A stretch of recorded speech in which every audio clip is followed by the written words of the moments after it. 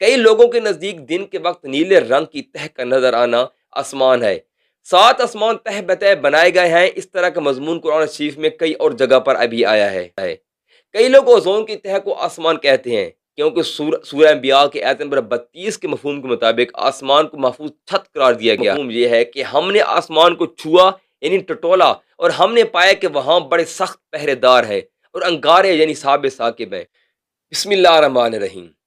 حضرت القرنین کے واقعات کو پوری طرح سمجھنے کے لیے سب سے پہلے ہمیں آسمان کے بارے میں پتہ ہونا چاہیے کہ آسمان ہے کیا۔ قرآن شریف میں آسمان کا ذکر درجنوں بلکہ سینکڑوں بار آیا ہے، اور آسمان کے لیے لفظ سما استعمال ہوا ہے۔ قرآن شریف میں کسی چیز کے بارے میں ایک بار کا ذکر ہونا ہی کافی ہے، لیکن آسمان کا تقریباً 300 بار ذکر ہوا ہے۔ آخر اس میں کون سی ایسی وجہ ہوگی کہ بار بار آسمان کا ذکر ہے؟ آئیے اسی کو سمجھنے کی کوشش کرتے ہیں۔ آسمان کے معنی بہت وسیع ہیں۔ عمومی طور پر آسمان سے مراد ہمارے مکانوں، ہماری چھتوں سے اوپر ایسے منظر جس کو دیکھنے میں کسی قسم کی کوئی رکاوٹ نہ ہو، اسے آسمان کہتے ہیں۔ اور اس طرح پوری کائنات میں ستارے، سیارے، کہکشاں سب کی سب آسمان کے اندر یا آسمان تصور کی جاتی ہیں۔ ہر وہ چیز جو ہماری زمین سے اوپر ہو، چاہے وہ ہوا میں ہو یا خلا میں ہو، وہ آسمان میں تصور کی جاتی ہے۔ ہمارے زمین کے اوپر فضا موجود ہے جس کو مختلف حصوں میں تقسیم کیا گیا ہے، جنہیں ٹروپوسفیئر، اسٹریٹوسفیئر، میسوسفیئر، تھرموسفیئر اور ایگزوسفیئر کا نام دیا گیا ہے۔ اور انہی حصوں میں سے ایک حصے یعنی اسٹریٹوسفیئر میں اوزون کی تہ موجود ہے، جو کہ ہمیں سورج کی خطرناک شعاعوں سے بچاتی ہے۔ کئی لوگوں کے نزدیک دن کے وقت نیلے رنگ کی تہ کا نظر آنا آسمان ہے، حالانکہ یہ مختلف قسم کی گیسز کا مجموعہ ہوتا ہے جس میں سے سورج کی روشنی گزرتی ہے تو ہمیں نیلا رنگ دکھتا ہے۔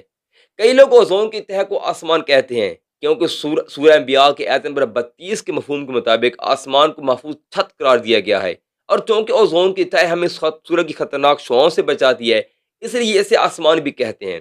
دراصل آسمان کی تعریف یا آسمان کا مفہوم ان سب سے کہیں زیادہ گہرا ہے۔ چلو آسمان کے مفہوم کو قرآن مجید سے سمجھ لیتے ہیں۔ قرآن شریف میں آسمان کے لیے واحد اور جمع دونوں کا صیغہ استعمال ہوا ہے، یعنی قرآن شریف کے مطابق آسمان ایک نہیں بلکہ ایک سے زیادہ ہیں۔ جیسے سورہ ملک کی آیت 3 کے مفہوم کے مطابق آسمان 7 ہیں، اوپر نیچے تہبت ہے۔ اور ساتھ ہی ایک دعویٰ کیا گیا ہے کہ اللہ تعالیٰ کی اس بناوٹ میں کوئی نقص، کوئی شگاف دکھا دو، بار بار نظر دوڑا کر دیکھو، پھر بھی تمہیں کوئی نقص نظر نہیں آئے گا۔ 7 آسمان تہ بتہ بنائے گئے ہیں۔ اس طرح کا مضمون قرآن شریف میں کئی اور جگہ پر ابھی آیا ہے۔ سورہ فصلت کی آیت 12 کے مفہوم کے مطابق اس دنیا کے آسمان کو چراغوں سے زینت دی گئی ہے، یعنی ہمارے دنیا کے اوپر کے آسمانوں کے اندر ستارے، سورج وغیرہ پیدا کیے گئے ہیں۔ سورہ طلاق کی آیت 12 کے مفہوم کے مطابق 7 آسمان بنائے گئے ہیں اور ان کی مثل یعنی 7 زمینیں بنائی گئی ہیں، اور ان کے درمیان اللہ کا امر یعنی حکم اترتا ہے۔ اسی آیت کی تشریح اور اس کے معنی بہت گہرے ہیں، اس پہ انشاءاللہ پھر کسی دن بات کریں گے۔ سورہ نبا کی آیت نمبر 19 کے مفہوم کے مطابق آسمان کھول دیا جائے گا اور اس میں دروازے ہو جائیں گے۔ سورہ جن کی آیت نمبر 8 میں جنات کا ایک قول موجود ہے کہ جس کے مفہوم یہ ہے کہ ہم نے آسمان کو چھوا یعنی ٹٹولا، اور ہم نے پایا کہ وہاں بڑے سخت پہرے دار ہے اور انگارے یعنی صحابہ ثاقب ہیں۔ اس آیت کی تفصیل اور تشریح بھی بہت لمبی ہے، لیکن یہاں صرف اشارہ دیا جا رہا ہے کیونکہ آج ہمارا موضوع آسمان کے موٹے موٹے طور پر سمجھنا ہے۔ قرآن شریف میں کئی جگہ آسمانوں کے پھٹ جانے کا ذکر ہے، آسمان کی کھال اتارے جانے کا ذکر ہے، آسمان کے اوپر بلندیوں میں اٹھائے جانے کا ذکر ہے۔ اور سورہ نازعات کی آیت 27 سے اشارہ ملتا ہے کہ انسان کی پیدائش سے آسمان کی پیدائش زیادہ سخت ہے۔ کئی لوگ اوزون کی تہ کو آسمان کہتے ہیں کیونکہ وہ ہمیں سورج کی خطرناک شعاعوں سے محفوظ رکھتی ہے، کیونکہ سورہ انبیاء کی آیت نمبر 32 میں آسمان کو ایک محفوظ چھت قرار دیا گیا ہے۔ یہ کامن سینس کی بات ہے کہ ایک محفوظ چھت سے مراد ایک ایسی رکاوٹ جو اوپر سے آنے والے تمام خطرات سے محفوظ رکھے، جبکہ اوزون کی تہ ہمیں خطرناک شعاعوں کو تو روک سے بچا لیتی ہے، لیکن آسمانوں سے آنے والے شہاب ثاقب یعنی اسٹرائڈ وغیرہ کو نہیں روک سکتی۔ تو محفوظ چھت کا مفہوم اوزون پر اپلائی نہیں کیا جا سکتا، اور اس کے علاوہ سورہ ملک کی آیت نمبر 3 کے مطابق آسمان کی طرف جتنی بار یعنی انسان نظر دوڑائے آسمان بے عیب نظر آئے گا۔ اور اگر اوزون کی تہ کو دیکھا جائے تو آج یہ ثابت شدہ حقیقت ہے کہ کئی علاقوں کے اوپر اوزون کی تہ میں سوراخ ہو چکے ہیں، یعنی اس میں عیب آ چکا ہے، جیسے انٹارکٹیکا، آسٹریلیا، نیوزی لینڈ، اور اس کے علاوہ اور بھی کئی علاقے ہیں جن کے اوپر اوزون کی تہ میں سوراخ ہو چکے ہیں۔ اگر ان دو آیات کے مفہوم کو دیکھا جائے تو اوزون کی تہ کبھی بھی آسمان نہیں ہو سکتی۔ بعض لوگ الیکٹرو میگنیٹک فیلڈ کو محفوظ چھت یعنی آسمان قرار دیتے ہیں۔ اس آیت کے مفہوم کے تناظر میں electro magnetic field cosmic radiation charge particles کو تو روک سکتا ہے، لیکن کسی قسم کے شہاب ثاقب اسٹریڈ وغیرہ کو نہیں روک سکتا۔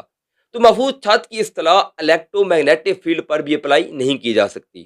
اس کے علاوہ سورہ رعد کی آیت نمبر 2 اور سورہ لقمان کی آیت نمبر 10 کے مفہوم کے مطابق آسمانوں کو بغیر ستونوں کے کھڑا کیا گیا ہے۔ یہ کامن سینس کی بات ہے کہ کسی بھی فزیکل چیز خصوصاً چھت جیسی چیز کو سٹیبل کرنے کے لیے ستون یعنی پلر ضرورت پڑتے ہیں، جبکہ آسمان کو بغیر ستونوں کے کھڑا کیے جانے میں اللہ تعالیٰ اپنی حکمت اور قدرت اور طاقت کا اظہار فرما رہے ہیں۔ اگر قرآن کا غور سے مطالعہ کیا جائے تو ہر آیت سے ہمیں یہ ثابت ہوتا ہے کہ آسمان ایک باقاعدہ فزیکل وجود رکھتا ہے۔ آسمان سے مراد فضا یا خلا لی جا سکتی ہے، لیکن لٹرلی میننگ میں آسمان ایک الگ وجود رکھتا ہے۔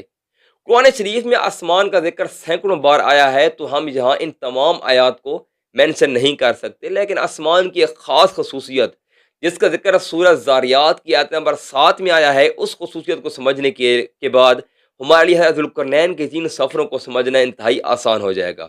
اس آیت میں لفظ حبک استعمال ہوا ہے، جس کے بہت سے معنی ہیں۔ علماء نے حبک کے معنی راستہ کے لیے ہیں، یعنی ایسا آسمان جس میں راستے ہیں، اور ایسے راستے جو جال کی طرح پھیلے ہوئے ہیں اور پیچیدہ ہیں۔ لفظ حبک کے کئی معنی میں راستوں کے علاوہ ایک اور معنی بھی لیا جا سکتا ہے، جیسے لہریں ہوں، ویوز ہوں۔ جس طرح پانی میں پتھر پھینکا جائے تو لہریں پیدا ہوتی ہیں، اسی طرح اس آیت کا مفہوم اس طرح بھی لیا جا سکتا ہے کہ جیسے آسمان جو لہروں والا ہو، ویوز والا ہو۔ اور اگر آسمان کو عمومی نظریے کے مطابق فضا یا خلا تصور کیا جائے تو آئنسٹائن کی جنرل تھیوری آف ریلیٹیوٹی کے مطابق گریویٹیشنل ویوز ہماری کائنات میں موجود ہیں۔ اس تھیوری کے مطابق گریوٹی ایک فورس نہیں بلکہ اسپیس ٹائم میں موجود بھاری جسم جیسے سیارے، ستارے اور ایک کرو پیدا کر دیتے ہیں۔ جیسے ایک تنی ہوئی چادر کے اوپر کوئی بھاری چیز رکھنے سے چادر میں جھکاؤ پیدا ہو جاتا ہے، اسی طرح اسپیس ٹائم میں کرو کی وجہ سے گریویٹیشنل ویوز پیدا ہوتی ہیں۔ لیکن جہاں ہم لفظ حبک سے راستے مراد لیں گے، جس کی تائید سورہ مومنون کے آیت 17 کر رہی ہے، جس کے مفہوم کے مطابق ہمارے اوپر 7 راستے بنائے گئے ہیں، یعنی آسمانوں میں جانے کے لیے راستے۔ کئی علماء کے نزدیک یہی راستے فرشتے استعمال کرتے ہیں آسمانوں تک جانے کے لیے۔ اگر ان تمام آیات کے مضامین کو ملا کر دیکھا جائے تو آسمان صرف ہماری چھتوں سے اوپر خلا یا فضا نہیں، بلکہ آسمان تعداد میں 7 ہیں اور ایک باقاعدہ فزیکل وجود رکھتے ہیں، جس کے اندر دروازے ہیں جن کے اوپر دربان بیٹھے ہیں، یعنی چوکیدار، اور اس آسمان کو باقاعدہ چھوا جا سکتا ہے، اور اس میں داخل ہونے کے لیے باقاعدہ راستے بنائے گئے ہیں جن کو استعمال کر کے آسمان تک پہنچا جا سکتا ہے۔ یہ تو ہمیں معلوم ہو گیا ہے کہ آسمان تک پہنچا جا سکتا ہے۔ سوال یہ ہے کہ کیا کسی شخص نے ہماری اس دنیا کے آسمان میں دوسرے سیاروں پر سفر کیا ہے؟ تو اس کو سمجھنے کے لیے ہمیں پھر قرآن شریف پہ غور کرنا پڑے گا۔ تو آئیے اسی کو سمجھنے کی کوشش کرتے ہیں۔